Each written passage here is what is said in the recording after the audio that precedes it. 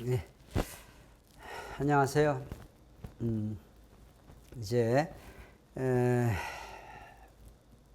후편 서론 이제 공식에 대한 이해를 좀 하셨을 것입니다. 믿음의 기대와 실체의 기대를 세우면서 중심 인물을 통해서 메시아를 막기 위한 기간을 가는 것이다. 이렇게 이해를 하시면서 복귀 기대 섭리 시대에 이렇게 이제 나옵니다만 이게 제목을 제가 이렇게 정해봤습니다. 선사 시대의 인간 생활.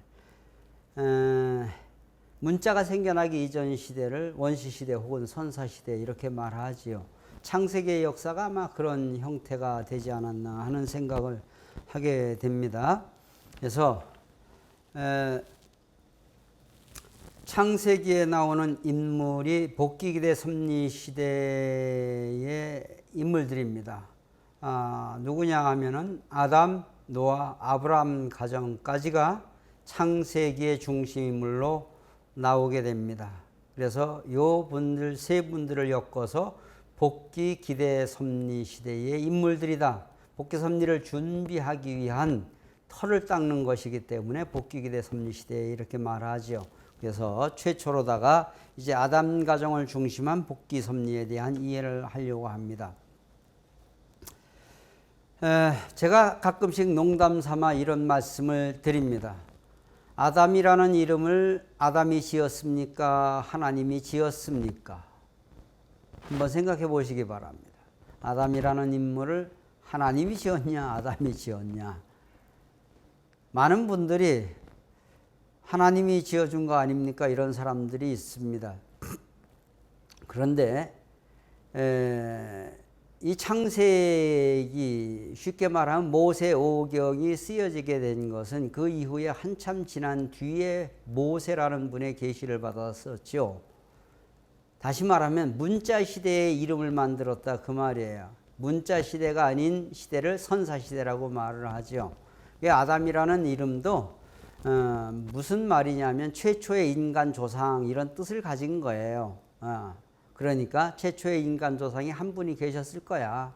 그러면서 그 사람 이름을 그분의 이름을 아담이라고 짓자. 그리고 하와라는 것은 뭐냐? 또 짝이 있었을 거야. 그 짝은 짝이라고 하는데 그것이 뭐냐? 하와라 그러자. 하와는 짝이라는 의미를 지닌 말이라는 것입니다. 그래서 아담 가정을 중심한 복귀 섭리 이렇게 나와 있습니다. 아담 가정을 중심한 복귀 섭리에 있어서도 아담과 해와가 타락하지 않았더라면 메시아라는 말조차도 필요 없었을 거예요. 왜? 인간이 타락하지 않아서 본연의 인간으로서 하나님의 천국의 이상을 이루고 사는데 메시아가 왜 필요하겠습니까? 그런데 인간 조상이 타락함으로 말미암아서 아담 가정에서부터 타락한 인간을 구원하기 위한 역사를 하시는 것입니다. 메시아를 위한 기대를 세우는데 메시아를 위한 기대를 세우는 두 가지의 탕감 조건이 믿음의 기대와 실체 기대다 하는 것을 배우셨습니다. 믿음의 기대. 믿음의 기대는 누가 세우느냐? 여러분, 잘못된 사람이 믿음의 기대를 세워서 제자리를 찾아가는 것입니다. 그런데 아담 가정에서는 아담과 하와의 타락 이후에 하나님 앞에 믿음을 세우고 제사를 드리는 것이 누구냐 하면은 아담 자신이 세우지를 못하고 아담의 두 아들이 세웁니다. 그래서 가인은 농사를 짓는 자였다. 그의 소산인 곡식으로 하나님께 제사를 드리고 아벨은 양을 치는 자였다. 그래서 양을 잡아서 하늘 앞에 제사를 드렸다. 이렇게 나오고 있습니다. 그런데 최초의 직업군이 두 개가 탄생한 것이 농업과 목축업이 탄생하게 되는 것이겠죠. 그런데 타락은 아담 자신이 했는데 왜 아담은 중심으로 선택을 하지 못했느냐 그 말이에요. 아담을 중심으로 선택하지 못한 이유를 원리강론에서는 이렇게 설명합니다. 아담은 타락의 장본인이다. 수천 수만 수억 년 천지창조 끝에 아담과 해와를 외동아들 외동딸로 만들어 놨다. 그리고 그들에게 3대 축복을 주었다. 너희들이 세상 모든 것을 다 가져야 되는데 단 하나의 조건이 있다.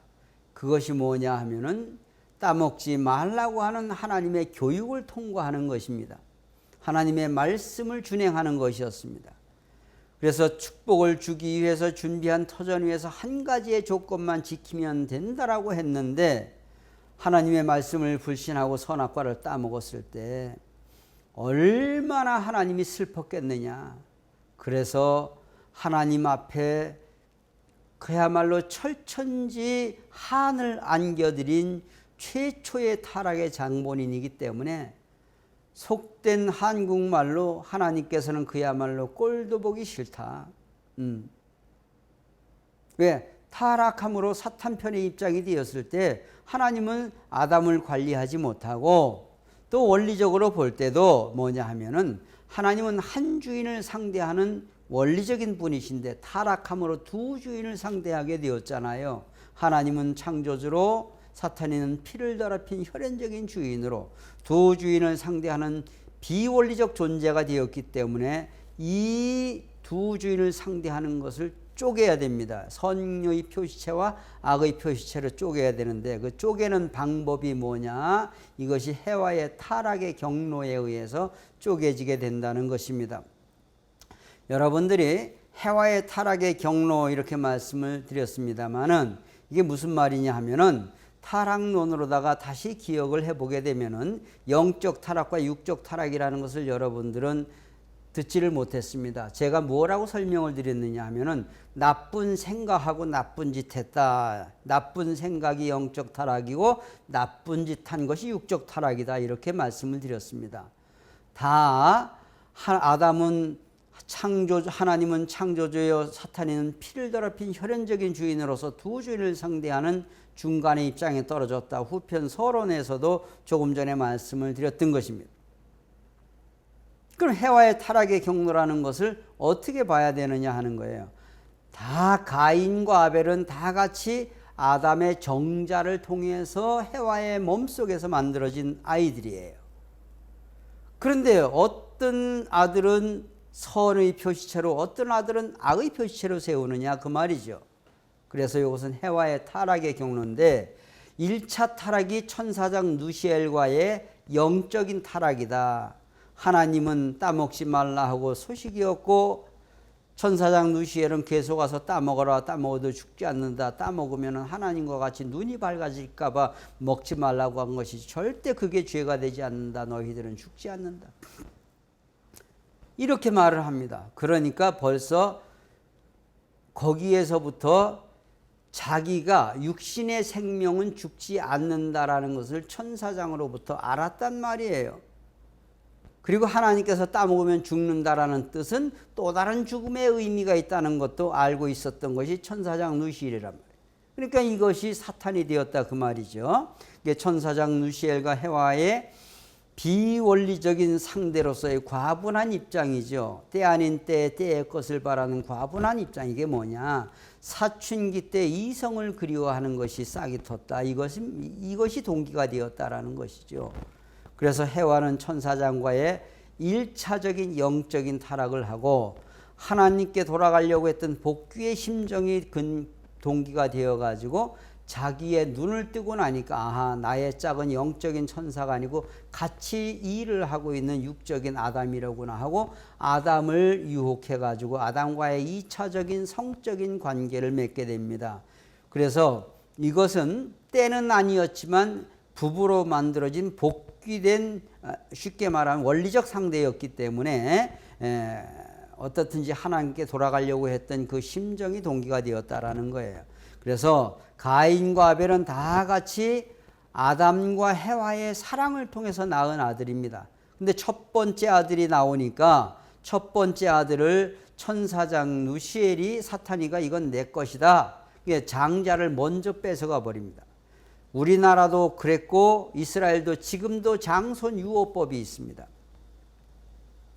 그런데 장자를 사탄에게 뺏겨버린 거예요. 그래서 어쩔 수 없이 이 장자는 하나님 앞으로 직접 갈 수, 쉽게 말하면 이 가인은 하나님 앞으로 직접 갈 수가 없어요. 이미 사탄 편으로다가 세워졌기 때문에 자기가 어떤 조건을 세우지 않는 한은 하나님이 가인이 주는 제사를 받을 수가 없다는 말이 조건이 되지 않아요. 그래서 두 번째 아들을 하늘 편에 세울 수밖에 없었다는 거예요. 그 두 번째 아들은 히브리서에 보게 되면은 하나님께 믿음으로 제사를 드렸다 그랬어요. 그래서 가인의 제사를 받지 않고 아벨의 제사만 받았단 말이에요. 그러니까 그때 당시에 가인은 여기에서 무엇을 해야 되느냐?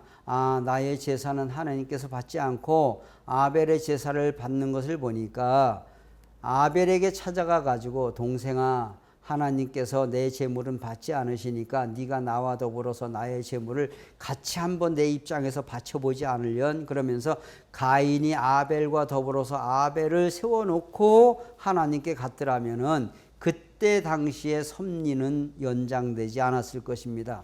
그런데 어떤 사건이 벌어지게 되느냐? 가인이 아벨을 살해하는 사건이 잠시 뒤에 벌어지게 되는 것입니다. 여러분, 여기에서 우리가 무엇을 배우게 되느냐? 우리도 가인과 같은 입장입니다.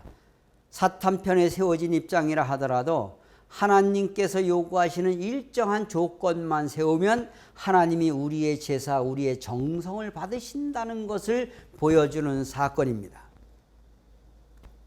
그래서 절대 아벨의 자리는 하나님과 메시아밖에는 없습니다.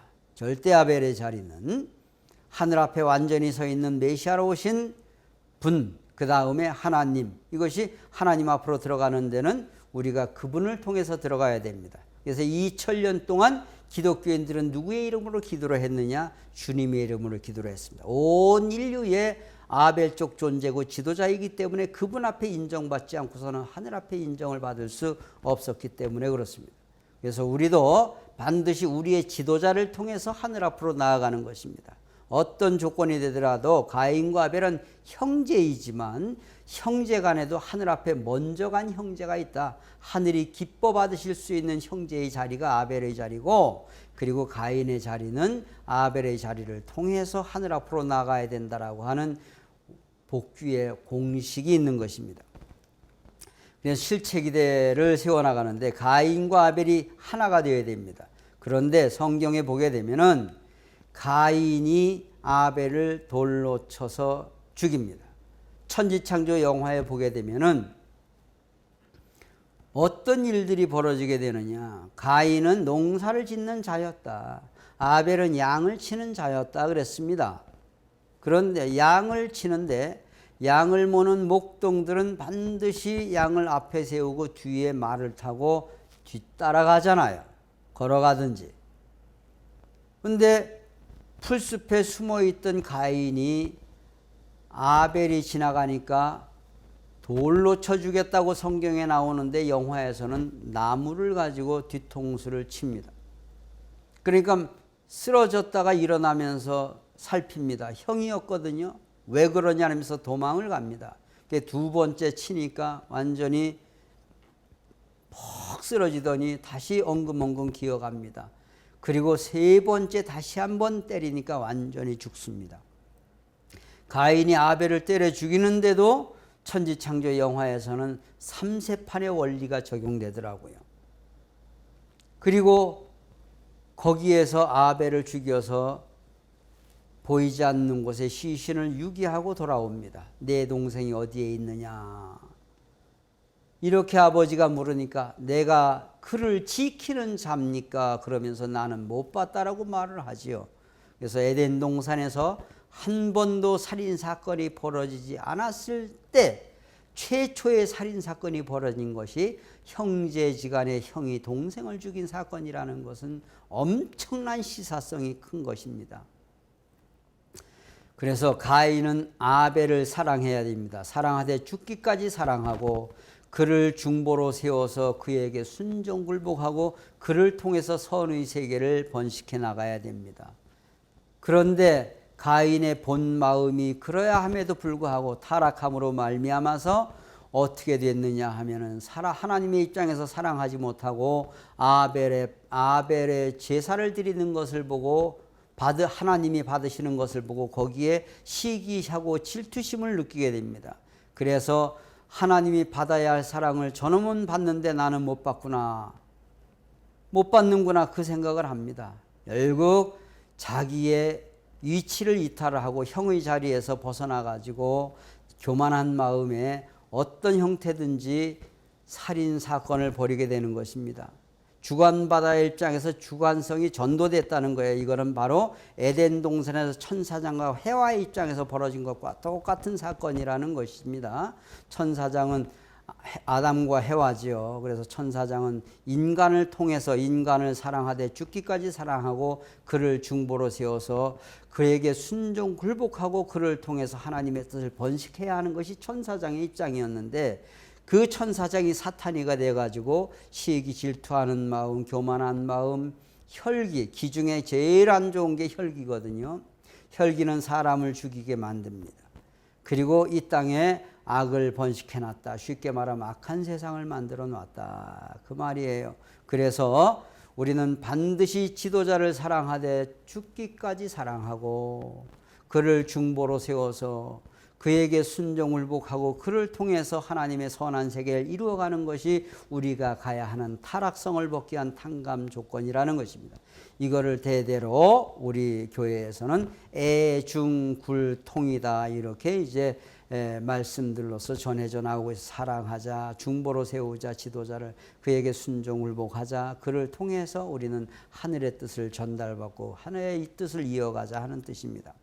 그러면 여기에서 결국 가인이 아벨을 살해한 사건은 어떤 결과를 가져왔느냐 하는 것입니다. 여러분, 믿음의 기대, 실체 기대, 그런데 믿음의 기대는 상징 헌재를 드리는 것입니다. 만물은 상징적 실체 대상이라 그랬잖아요. 만물을 조건 삼아 드리는 것입니다. 그래서 믿음의 기대를 성공하게 되면은 만물을 복귀했다는 조건을 세우는 것이고, 그래서 결국 인간의 자리를 찾아가는 거예요. 쉽게 이렇게 설명을 드리면 됩니다. 하나님은 아버지로 계시고 인간은 하나님의 자녀예요. 그리고 천사는 하나님의 심부름꾼인 동시에 인간 앞에도 심부름꾼이거든요. 하이어라키, 계층 관계가 이렇게 되어 있단 말이에요. 근데 인간이 타락함으로 말미암아서 심부름꾼보다 못한 종의 입장에 떨어진 것이 타락한 나의 자리입니다. 타락한 인간의 자리입니다. 그래서 타락한 인간은 반드시 만물을 앞세워서 인간의 자리를 찾아가는 것입니다. 이게 무슨 말이냐 하면, 여러분들이 쉬운 예를 들어서 같은 대학을 졸업했다 하더라도 회사가 다르면 다른 회사에 다른 보직으로 들어가면은 받는 월급, 연봉 자체가 다르잖아요. 그러잖아요. 그리고 그것이 어떻게 보면은 이제 내가 무슨 굿을 하는 거다. 부모 입장에서 볼 때는 회사에 다니면서 돈을 벌어오게 되면은 뭐라고 하느냐. 아유, 이제 사랑굿을 하는구나, 이렇게 말합니다. 이제 사랑굿을 하는구나. 인천공항에서 미국을 간다 하더라도 똑같은 항공기를 타고 가는데도 돈의 액수에 따라서 자리가 다르잖아요. 왜? 만물을 통해서 내 자리가 되어지는 거란 말이에요. 회사에 같이 출퇴근을 하지만 어느 자리에 앉아 있느냐에 따라서 연봉의 차이가 나는 거예요. 만물복귀, 인간복귀라는 것은 바로 그런 의미를 지니는 거예요. 제가 중앙수련원에 오랫동안 근무를 했다 그랬잖아요. 옛날에 14일 수련, 22일 수련할 때는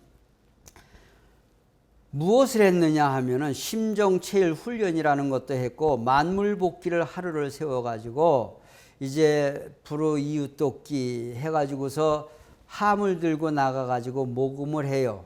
때로는 물건을 팔기도 하고, 그래가지고 실질적으로 장애 아동들이 있는 곳에 도움을 주기도 했고, 이제 많은 일들을 했습니다만은, 근데 모금을 똑같은 시간에 나가가지고 모금을 해오는데 어떤 사람은 진짜 제대로 하지 못하는 사람도 있어요.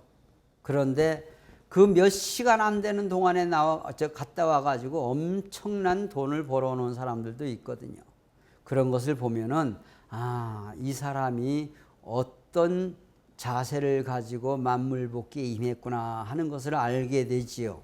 그러면은 야, 어떤 형태든지 간에 만물은 반드시 인간보다 앞서간다 하는 말이에요. 그래서 그 사람을 통해서 쉽게 말하면 만물을 통해서 인간의 자리를 찾아가는 것이기 때문에 만물 앞에 공인받지 못하고서는 인간의 자리를 찾아갈 수가 없다라는 것입니다. 그래서 만물복귀, 인간복귀, 만물을 상징적 실체 대상이다. 만물을 조건으로 삼아서 인간의 자리를 찾아가는 것이다. 그러니까 우리가 교회에 나오면서도 빈손으로 나오는 게 아니잖아요. 내게 있는 모든 것을 아낌없이 바쳐라. 이 찬송을 부르면서 우리가 헌금을 하고 가잖아요. 하나님의 말씀을 듣고 감사한 마음에 헌금을 드렸다라는 것은 나는 하나님의 자녀로서의 내 인간의 위치와 인간의 자리를 그대로 계속 유지하고 있다라고 하는 확실한 증거가 아니겠느냐. 실체 기대는 뭐냐 하면은요, 이거는 사람과 사람 사이에 제사 드리는 것이잖아요. 바칠 헌자잖아요. 사람을 바친다, 그것은 뭐냐? 전도한다, 그 말이에요. 전도하면은 뭐가 결정되느냐? 믿음의 부모, 믿음의 자녀가 결정되는 거예요. 천주교에서는 뭐 대부, 대모라는 말도 씁니다만은, 우리는 교회에서는 나를 전도한 사람을 믿음의 부모라고 해요. 그리고 2세, 3세들은 뭐냐? 내 부모가 믿음의 부모인 동시에 참 부모예요. 그래서 결국엔 내가 전도를 하면은 전도한 사람은 나의 믿음의 자녀가 되고 나는 그의 믿음의 부모가 된다라는 것입니다.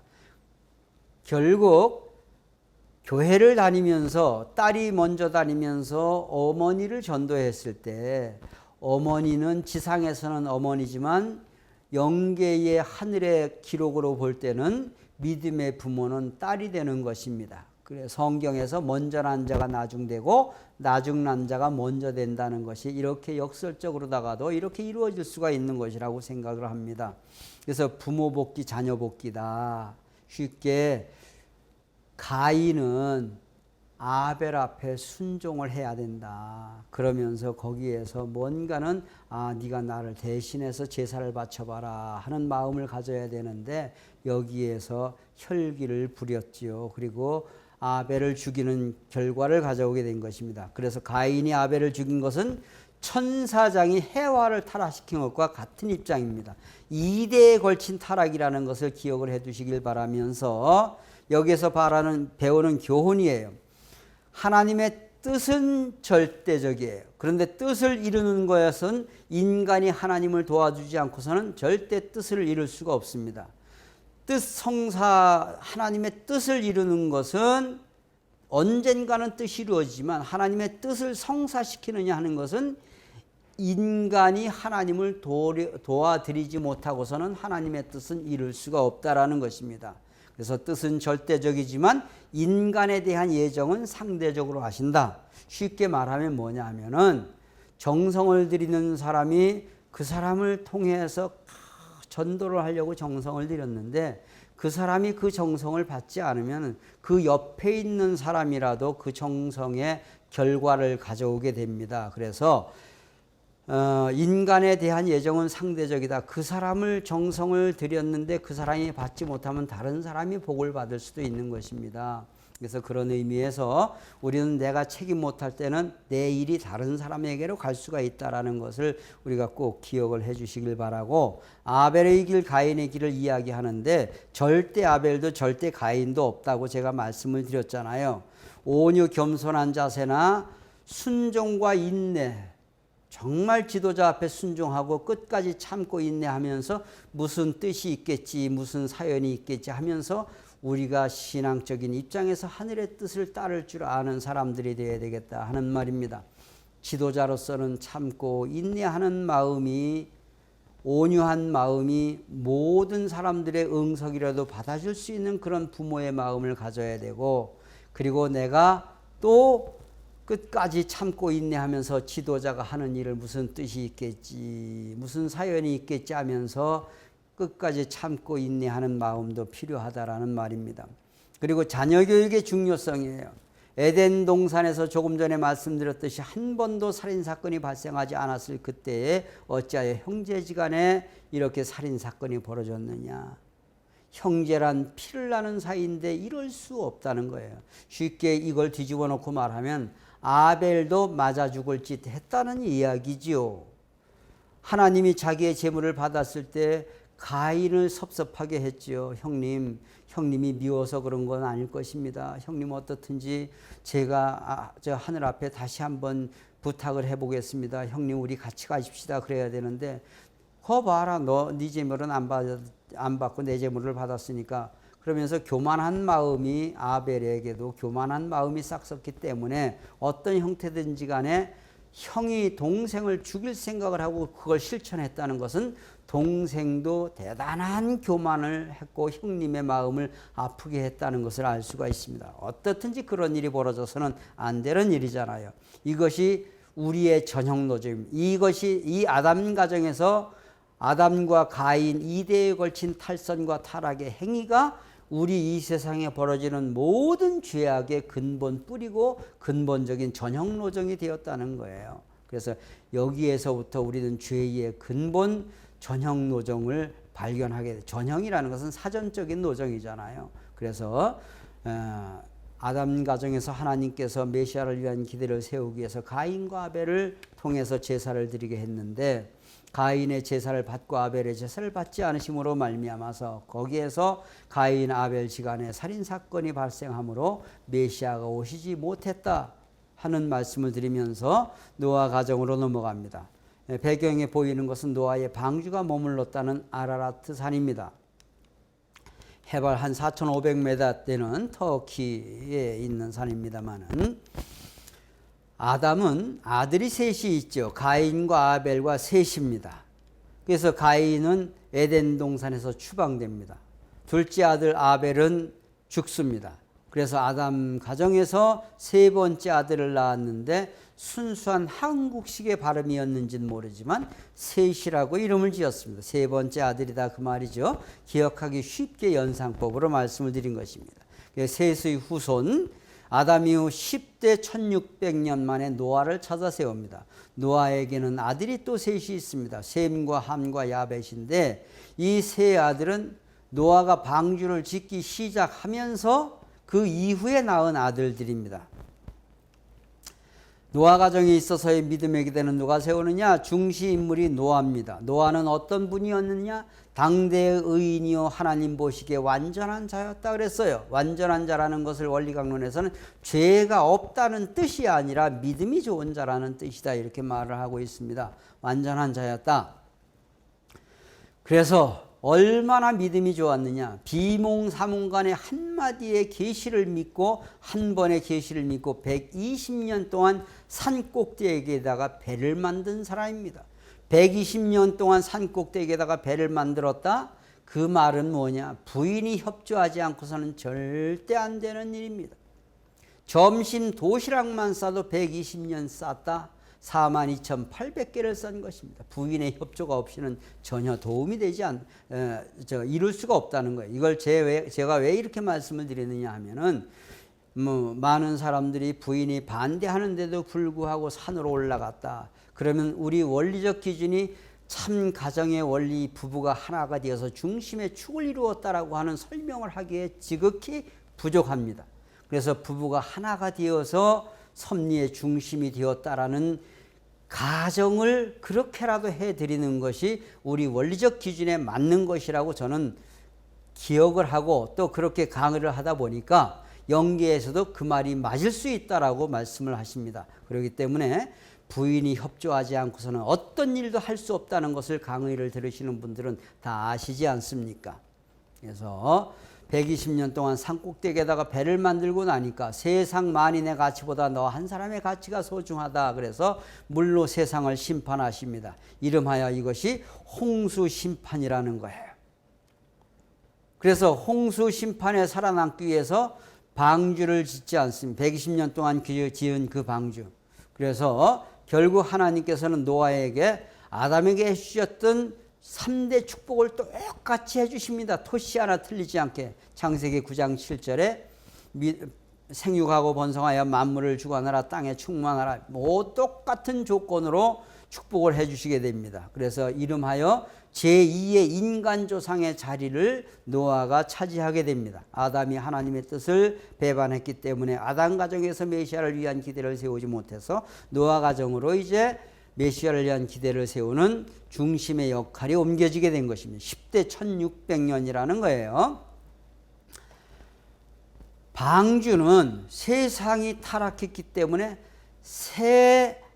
쉽게 말하면 새 세상을 만드는 기본적인 표준이 방주입니다. 요즘 방주교회라는 것이 많이 있잖아요. 그래서 또 방주를 다른 말로 뭐라고도 하느냐, 신천주다 이렇게도 말합니다. 새로운 천주다 이렇게도 말하는 거예요. 새로운 천주 안에서 천주를 지으신 분이 노아니까 노아는 하나님의 입장이잖아요. 그리고 그 새로운 천주에 사는 사람이 8가족이에요. 노아가 그 세 아들이 있었잖아요. 세 아들과 그의 자부들이다 이렇게 말했는데, 저는 8가족이라고 하는 말, 8명이라고 하는 것이 아니라 8가족이라고 했는데, 사실은 네 가족이죠. 네 가족인데 그 어린 식구들은 아마 제 생각에는 카운트에 들어가지 않았을 거예요. 분명히 셈과 함과 야벳이 그의 자부들, 며느리들까지도 같이 들어갔는데 그 따르는 어린 자녀들은 카운트에 들어가지 않아서 8명의 가족들 이렇게 되어 있었을 것입니다. 그 하나를 편에 전 인류를 상징하는 것이고 아담의 8가정을 상간복귀하는 가정이다 이렇게 보는 것입니다. 그리고 방주를 3층으로 지었어요.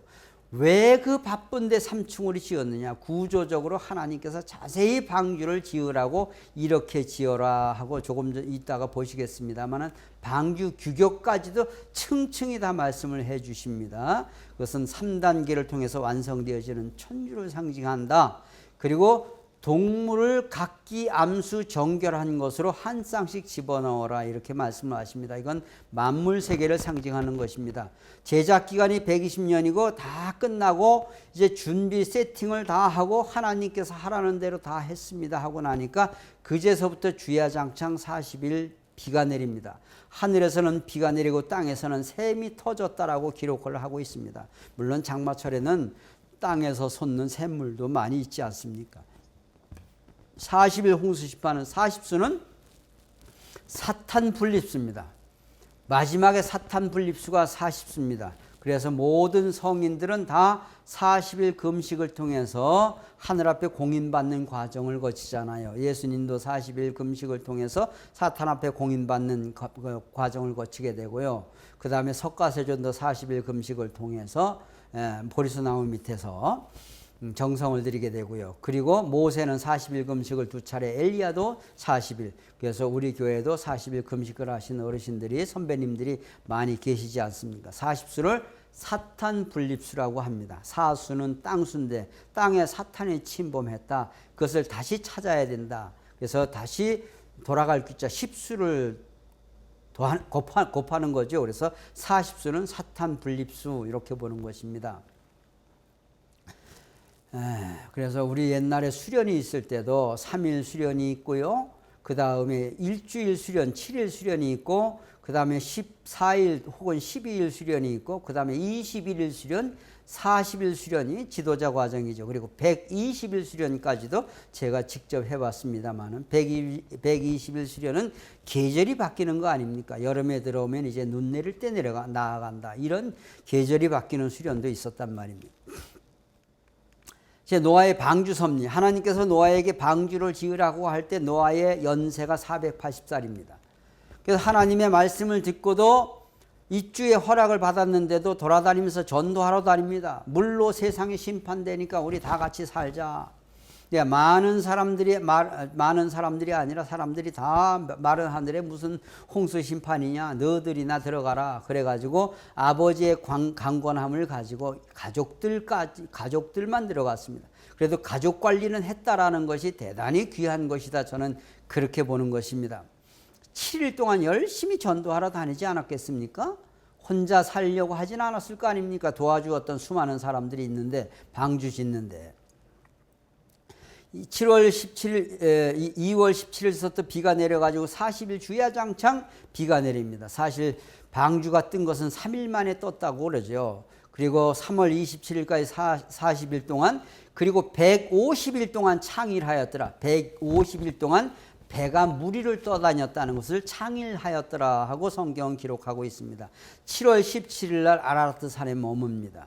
그리고 10월 초하룻날 작은 산봉우리들이 보이기 시작했고요. 그로부터 40일이 지난 뒤에 11월 10일 날 방주에서 첫 번째로 까마귀를 내버립니다. 까마귀는 사탄을 상징하는 거거든요. 신천주에서 사탄을 몰아냈다, 그런 의미를 지니는 것입니다. 그리고 일주일이 지난 뒤에 1차 비둘기를 내보내요. 성경에서는 땅이 말랐나 안 말랐나를 알기 위해서 비둘기를 내보냈다 그랬어요. 배에서 내다보면 되지요. 눈 좋은 아들들도 있는데 그건 다 뜻이 있다 그 말이에요. 땅이 말랐나 안 말랐나를 시험하는 것이 아니란 말이에요. 근데 1차 비둘기는 나갔다가 앉을 곳이 없어서 바로 회귀합니다. 바로 돌아옵니다. 일주일이 지난 뒤에 다시 2차 비둘기를 내보내요. 이 비둘기는 나가서 돌아다니다가 나뭇잎 하나를 물고 들어와요. 이제 싹이 나기 시작했다, 그런 뜻이죠. 그리고 3차 비둘기를 내보냈는데, 일주일이 지난 뒤에 3차 비둘기를 내보냈는데, 이 비둘기는 나가서 안에서 먹을 것보다 바깥에서 먹고 바깥에서 살기가 더 편해가지고 돌아오지 않습니다. 이것은 무엇을 말하느냐? 1차 비둘기는 하나님의 뜻을 이루러 이 땅에 온 아담을 상징합니다. 아담이 타락함으로 하나님께서 당신의 뜻을 일단 보류하였다는 뜻이고, 2차 비둘기는 예수님을 상징합니다. 후아담으로서 예수를 보냈는데 예수님은 이 땅에 오셔서 유대인들의 불신으로 말미암아서 십자가에 돌아가시면서 3일 만에 부활해서 영적인 구원의 길을 열어놓으십니다. 영적 구원의 길. 기독교인들이 지금 구원받았다는 것은 죽으면 천당 간다. 영적 구원을 말하는 것입니다. 그리고 3차 비둘기는 나갔다가 안 돌아왔다는 것은 삼시세판 만에 재림주님이 이 땅에 오셔서 하나님의 나라를 반드시 필연코 결단코 정령코 이루신다는 것을 보여주는 하나의 예시적 사건이다. 예시적 사건이다. 이렇게 여러분들이 이해를 하시면서 601살 되던 해에 정월 초하룻날 땅이 완전히 말랐다. 그래도 안 나오고 있다가 2월 27일 날 방주에서 나와가지고 이제 농사를 짓기 시작합니다. 방주에서 나와가지고, 그러니까 600살 되던 해 2월 17일부터 나올 때까지 2월 27일인데 375일이나 방주 안에 있었다. 이 기록은 제가 한 것이 아니라 성경에 일일이 성경에 나와 있는 날짜를 적어 놓은 것입니다. 실책이 돼. 나와가지고 뭘 하느냐 하면은 이제 농사를 짓습니다. 농사를 짓는데 이것저것 또 양도 키우고, 그 안에 왜 방주 안에 많은 동물들이 암수 정결한 곳으로 한 쌍씩 다 집어넣었잖아요. 곡물 창고도 있었고요. 방주의 규격에 대해서는 나중에 잠깐 알아보게 됩니다만은, 실체기들을 이루는 데서는 반드시 중시인물이 필요합니다. 중시인물이 누가 되어야 되느냐? 함이 되어야 됩니다. 왜? 둘째 아들이 함이 있기 때문에.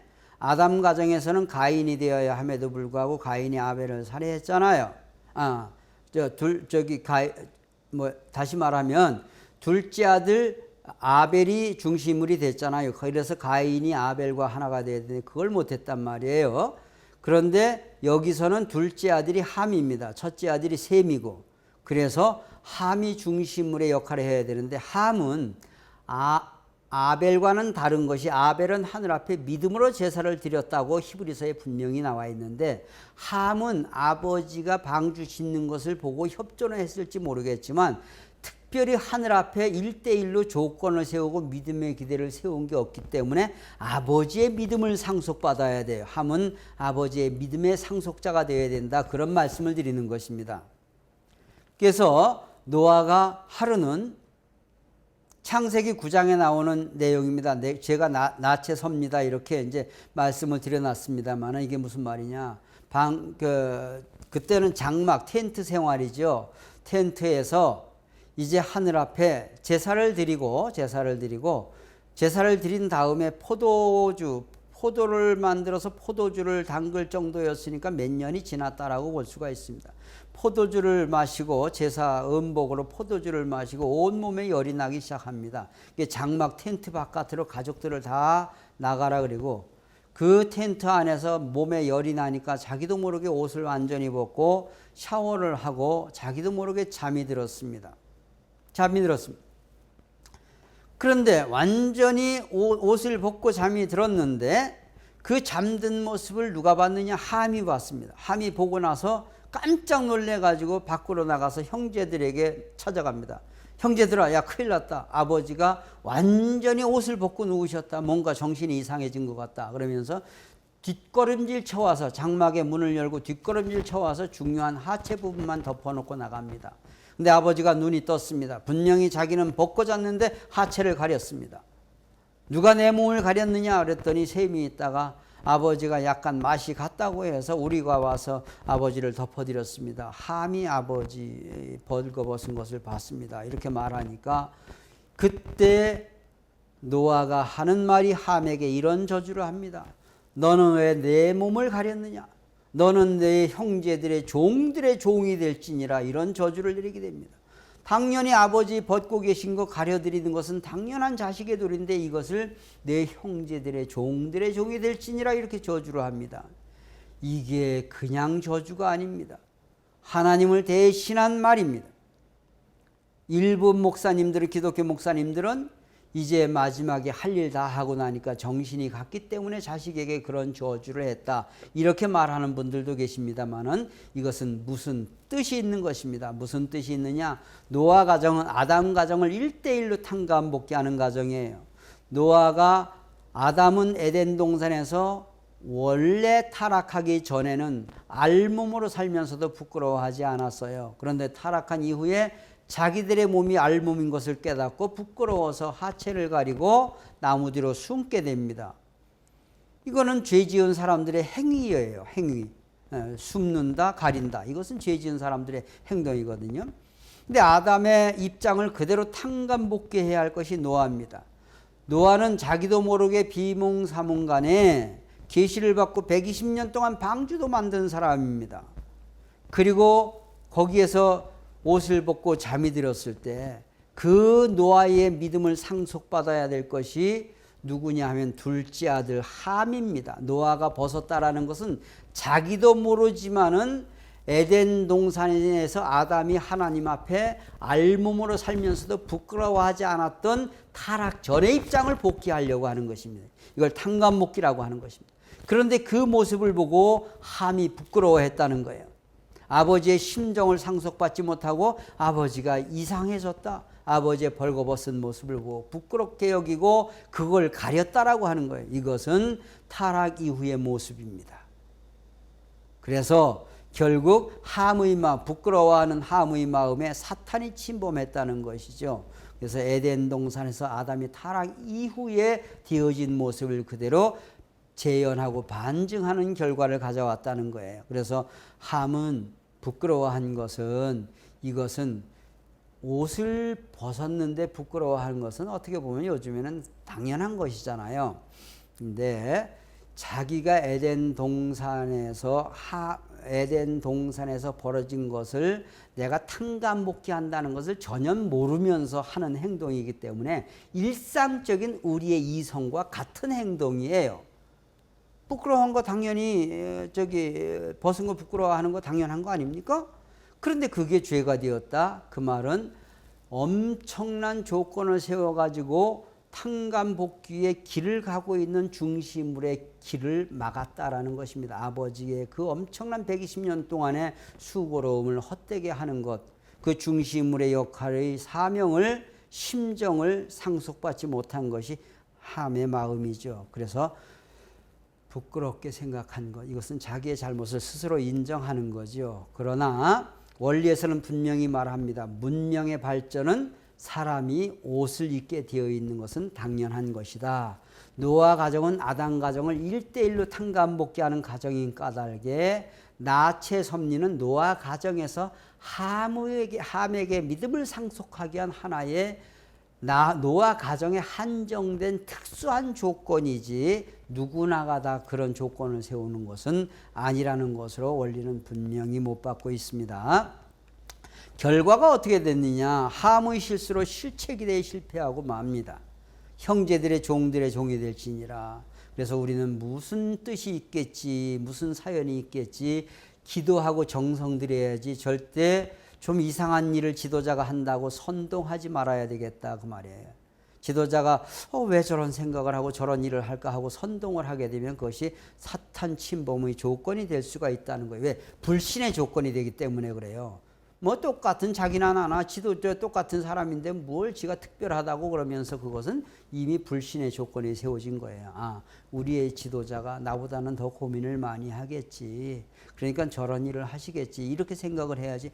왜 또 저래? 이렇게 하다가는 정말 우리가 하늘의 뜻을 제대로 이루어갈 수 없는 그런 자리에 갈 수가 있다 그 말이에요. 그래서 죄라고 하는 것은 뭐냐? 사탄과 상대 기준을 조성해서 수수작용할 수 있는 조건을 성립시킴으로 천법을 위반하는 것이 죄다. 사탄은 천사장 누시엘이 사실은 사탄의 괴수가 됐잖아요. 영적인 존재예요.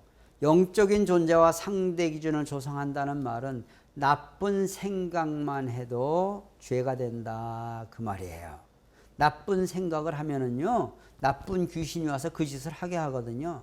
자기는 겁만 주려고 칼을 들었는데 자기도 모르게 뒤에서 귀신들이 찔러 이놈아 그러면서 자기를 자꾸만, 그래서 조서를 꾸미다, 경찰에 잡혀서 조서를 꾸미다 보면 그렇게 사람을 해한 사람들이 나는 겁만 주고 내가 빌려준 돈만 받으려고 했는데 저놈이 돈은 주지 않고 자꾸만 감정만 상해해서 나도 모르게 나가버렸습니다. 정말 제가 그때는 제정신이 아니었습니다. 나도 모르게 나가버렸습니다. 나는 겁만 주고 내 돈 찾아오겠다는 것은 거기까지는 이성인데 나도 모르게 하면서 감정에 북받치고, 그래서 나도 모르게 내 감정, 내 마음을 뒤에서 자극하고 뒤에서 조종하고 있는 것이 악한 영인체라고 하는 것, 귀신이라고 하는 것을 우리가 말씀을 드리는 것입니다. 자, 그래서 절대 무슨 일이 있더라도 나쁜 생각하지 말자 하는 말씀을 드리는 것입니다. 그리고 이제 노아 가정을 통해서 배우는 교훈입니다. 하늘 가는 길이 얼마나 힘드냐. 겸손한 마음이 필요하다. 그리고 또 지도자 앞에 순종하는 마음이 필요하다. 120년 동안에 그 얼마나 인내가 절실히 필요하다. 하나님이 한 번 방주를 지으라고 했는데 그걸 120년 지킨다. 이건 대단한 믿음입니다. 그러니까 노아는 제2의 인간 조상이고 제1의 믿음의 조상이 될 수가 있었던 것은 그 믿음 때문에 그렇습니다. 그리고 절대 신앙길은 인간적인 지혜로 판단하지 말자 하는 말이에요. 인간적인 지혜가 얼마나 섭리상에 큰 손해를 끼쳤는가 하는 것을 성경에도 많은 것으로 볼 수가 있습니다. 그리고 믿음은 반드시 계대가 필요합니다. 여기서 이 강의를 비대면으로 듣는 분들 중에 2세, 3세 이런 자녀분들이 계시다면 믿음의 계대에 대한 이해를 꼭 해주시기 바랍니다. 부모님이 정성 들였던 그 믿음의 계대가 아들, 딸로, 손자, 손녀로 상속되지 않으면 우리의 역사는 중지되고 맙니다.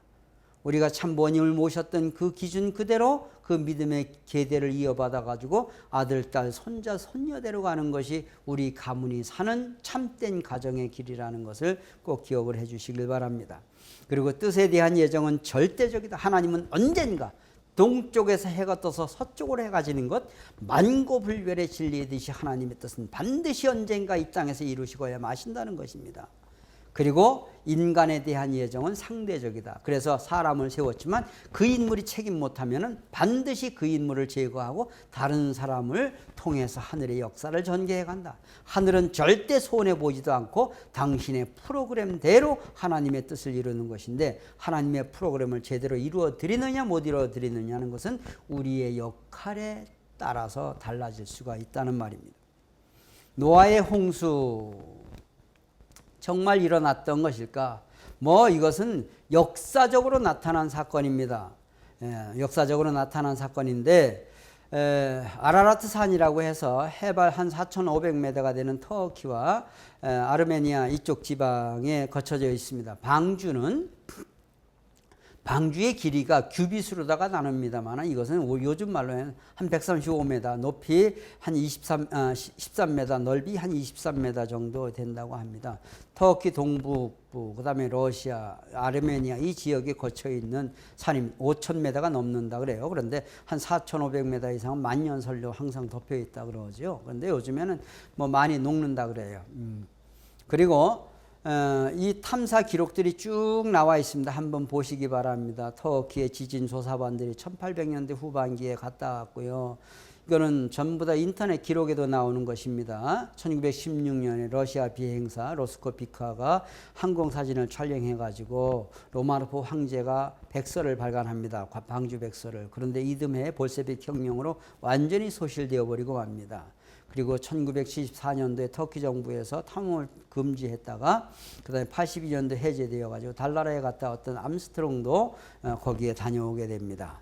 그리고 93년도 우리나라의 기록입니다만은 해군사관학교 기술연구소의 홍석원 박사님은 고전에 나오는 배들을 전부 다 축소해 가지고 진해 앞바다에 띄웠는데 가장 오래 가장 안전하게 남아있던 것은 방주였다. 하나님의 설계가 얼마나 정교했는지 알 수 있다. 이것은 홍석원 박사의 논문집에서 알 수 있는 것입니다. 우리나라의 기록도 뭐 최근 기록을 제가 찾아보지 못했습니다만은 한국의 문명사 연구가하고 한 신문사의 기자가 직접 탐사를 해가지고 온 사진이 제일 앞에 보았던 사진입니다. 그래서 방주의 사건은 역사적 사건이었고 그 역사적 사건이 하나님의 섭리에 가장 중요한 사건이었기 때문에 섭리적 사건으로 신앙인들은 이해를 해야 됩니다. 그래서 이것은 아라라트산의 전경입니다.